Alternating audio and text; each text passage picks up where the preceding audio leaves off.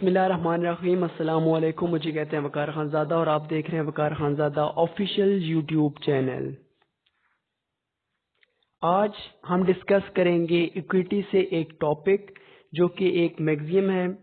इस मैगज़ीन की जो फ्रेज़ है उसी से मालूम होता है कि हम इस टॉपिक में क्या क्या डिस्कस करेंगे।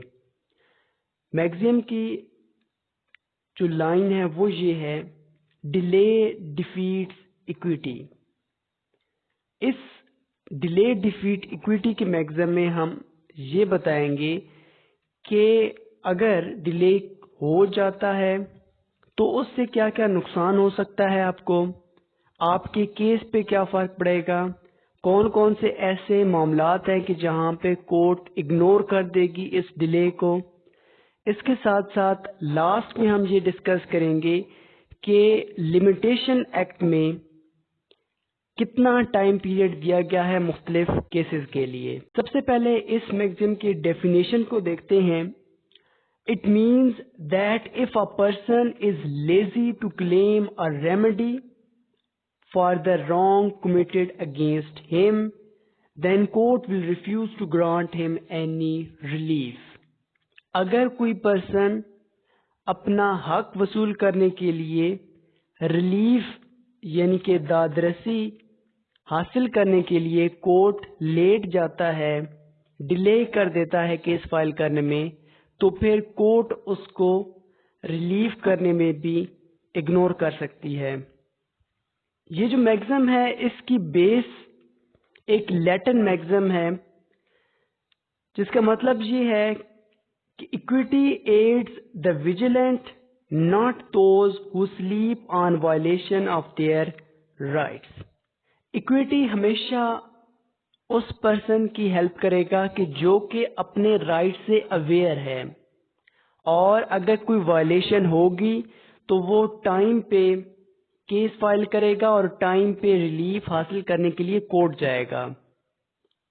Then doctrine of laches. Laches mean गफलत। Delay which is sufficient to prevent a party from obtaining any equitable relief is called laches. Then a plaintiff who is guilty of laches or unreasonable delay is not entitled to equitable relief. Laches से मुराद एक ऐसा delay है कि जिसकी वजह से aggrieve party को उसका रिलीफ नहीं दिया जाता।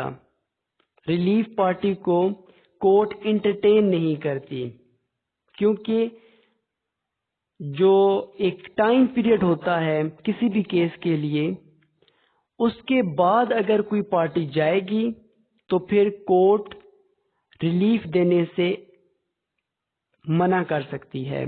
डिले की वजह से कोर्ट क्या सपोज कर सकती है या दूसरी पार्टी क्या सपोज कर सकती है।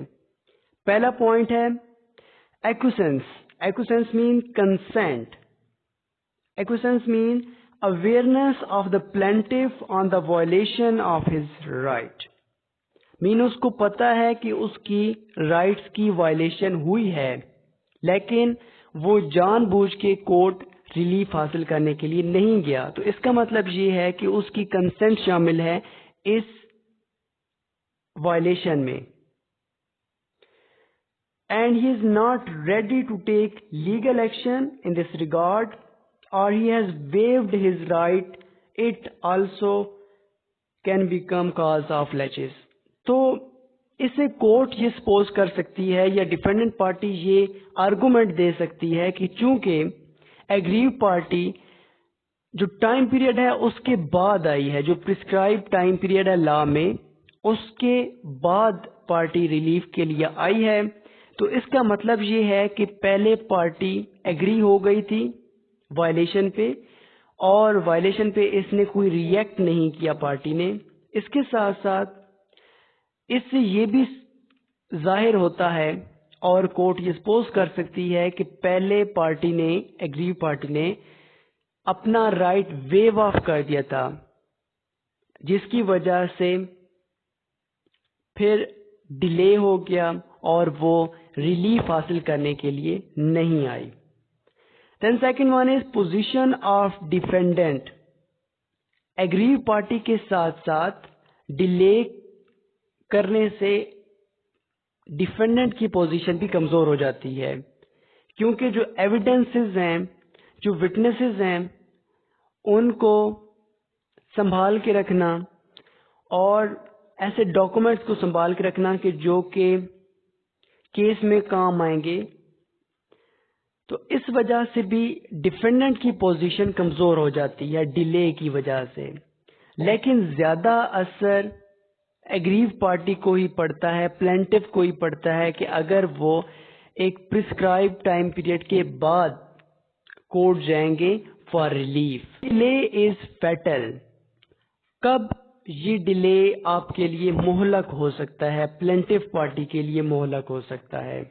कौन कौन से ऐसे केसेस आएंगे और कौन कौन सी ऐसी वजूहात बन जाएंगी जिनकी वजह से ये फैटल हो सकता है? First one is loss of evidence. Delay की वजह से एविडेंसेस भी खत्म हो जाते हैं। जिस तरह हमने पोजीशन ऑफ डिफेंडेंट में बात की कि वहां पे भी एविडेंस को संभालना काफी मुश्किल हो जाता है आफ्टर सम टाइम, इसी तरह यहाँ पे भी अगर डिले की वजह से एविडेंस खत्म हो गए तो फिर केस कमजोर पड़ जाएगा। वेवर ऑफ राइट्स, कोर्ट या डिफेंडेंट पार्टी ये सपोज कर सकती है कि चूंकि एग्रीव पार्टी की तरफ से कोई रिएक्ट नहीं किया गया, इस वजह से इसका मतलब यही है कि एग्रीव पार्टी ने अपना राइट वेव ऑफ कर दिया है।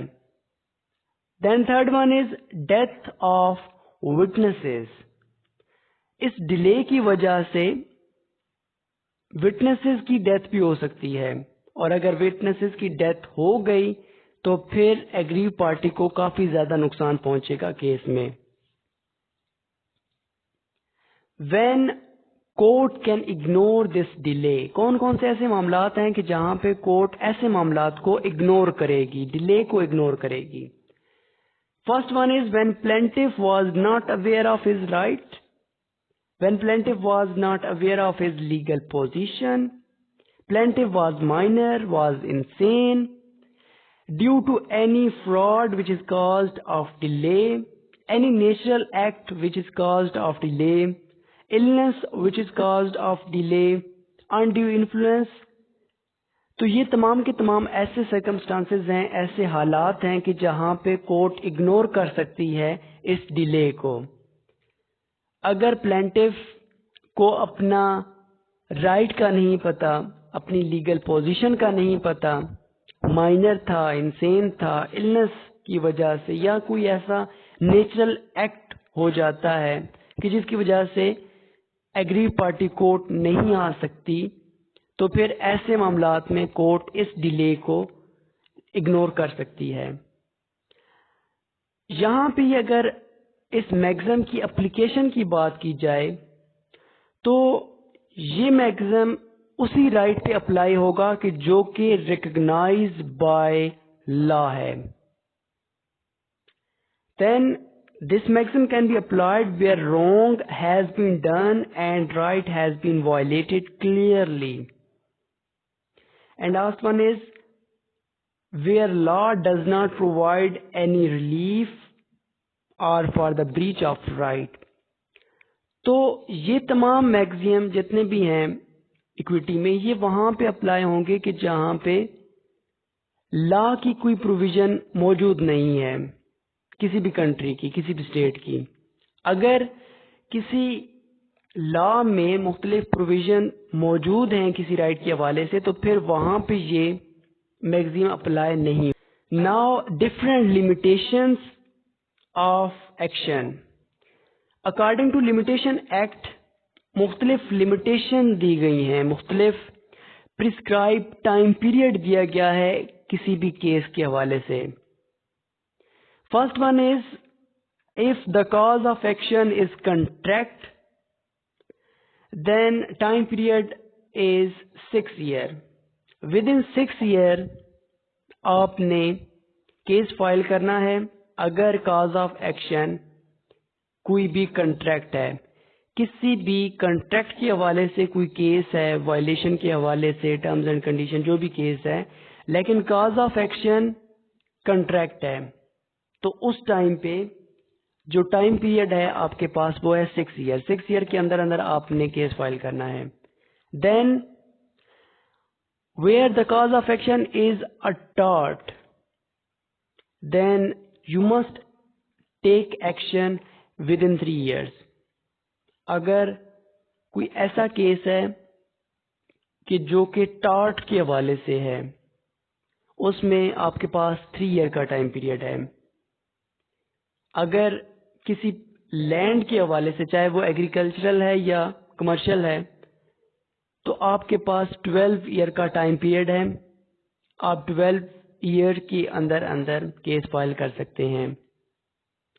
इसी तरह अगर डेफेमेशन का केस है तो वहां पे आपके पास 1 ईयर है, only 1 year. Then equitable interest जितने भी हैं उनके हवाले से अगर कोई केस फाइल करना है तो वो आपके पास 6 ईयर हैं।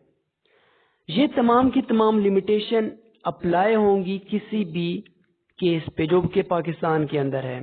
लेकिन अगर किसी भी केस में फ्रॉड का एलिमेंट आ जाता है तो फिर वहां पे ये लिमिटेशन एक्ट अप्लाई नहीं होगा, बल्कि वहां पे एक फ्रेज इस्तेमाल की जाती है, that is day of knowledge. जिस दिन आपको उस बात का, उस फ्रॉड का पता चला, आपने उसी दिन कोर्ट में जाके केस फाइल कर देना है against defendant. Now position in Pakistan.